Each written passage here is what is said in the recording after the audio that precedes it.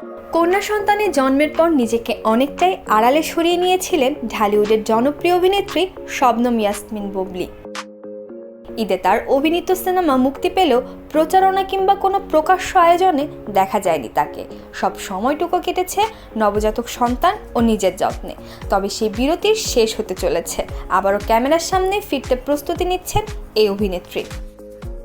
জানা গেছে আগামী সেপ্টেম্বরে জাহিদ হোসেন পরিচালিত ঢাকাইয়া দেবদাস সিনেমায় শুটিংয়ের মাধ্যমে অভিনয়ে ফিরবেন বুবলি। ছবিতে তার বিপরীতে অভিনয় করবেন আদর আজাদ। নির্মাতা জানিয়েছেন বুবলির সঙ্গে তাদের নিয়মিত যোগাযোগ রয়েছে। চিকিৎসকের পরামর্শ অনুযায়ী শারীরিকভাবে পুরোপুরি প্রস্তুত হলেই তিনি শুটিংয়ে যোগ দেবেন। এই সময়ের মধ্যে তার অংশ বাদ দিয়ে অন্যান্য দৃশ্যের কাজ এগিয়ে নেওয়া হবে।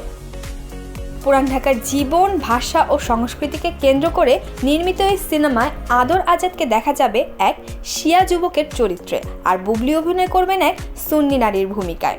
চরিত্রের বাস্তবতা ফুটিয়ে তুলতে দুজনকেই উর্দু ভাষায় সংলাপ বলতে হবে। নির্মাতার দাবি, ঢাকাইয়া দেবদাস শুধু বাণিজ্যিকভাবে দর্শকের জন্য নয়, আন্তর্জাতিক চলচ্চিত্র উৎসবের কথাও মাথায় রেখে নির্মাণ করা হচ্ছে। মাতৃত্বের বিরতির পর এই ছবির হাত ধরেই শুরু হতে যাচ্ছে বুবলির অভিনয় জীবনের নতুন অধ্যায়।